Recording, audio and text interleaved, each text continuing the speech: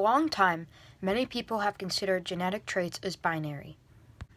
You're either male or female, white or a person of color, or attracted to one gender or another. However, it is becoming more and more apparent that this is not the case. In this video, we will be exploring a trait called autism, a trait that 1 out of every 166 people have. To understand the genetics of autism, we must first be able to understand the definition of the word polygenic. According to Biology Online Dictionary, a polygenic trait is a trait controlled by 2 or more than 2 genes. In other words, some traits, such as freckles, are controlled by only 1 gene. You have freckles or you don't. However, many traits, like autism, are controlled by more than 1 gene. The genetics of autism are still widely debated to this day, but many scientists have come to the conclusion that it is not a 1-gene trait.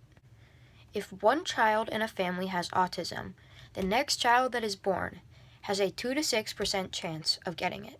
This proves that autism is polygenic, because if autism originated from 1 gene, the chances would be more like 50%.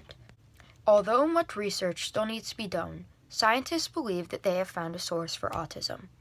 In a new study, researchers removed a gene called SLC7A5 from mice who afterwards began to show symptoms of autism. In addition, scientists have found that 20 out of 23 chromosomes have regions that may be important for autism research, according to the tech.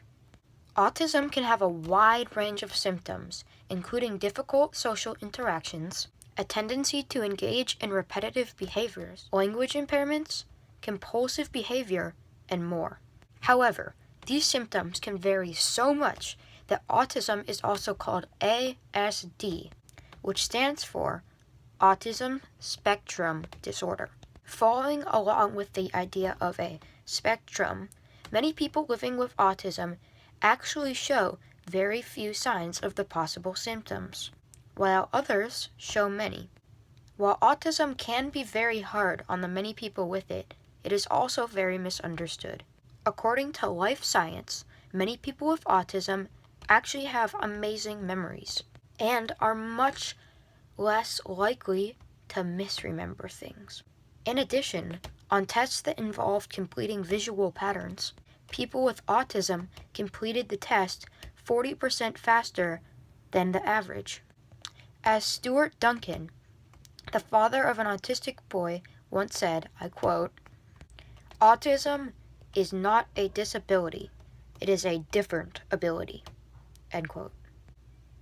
Many people do not realize that people living with autism can be just as smart and intelligent as others. I believe that if people took the time to look deeper, they would see that autism does not hold back the people it affects.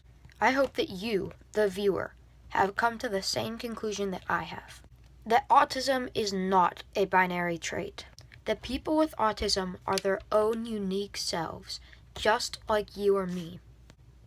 And that we know this, not just because of the varying symptoms that they exhibit, but also because of the genetic probabilities and statistics that research has proved. To those who continue to claim that people with autism will never reach the potential of those around them, I urge you to look deeper and to examine the underlying biases that are at root. The trait I researched exists not only on a continuum because of genetics, but because of the people living with the trait. These people are just as similar and just as different and unique as people across the world. Thank you.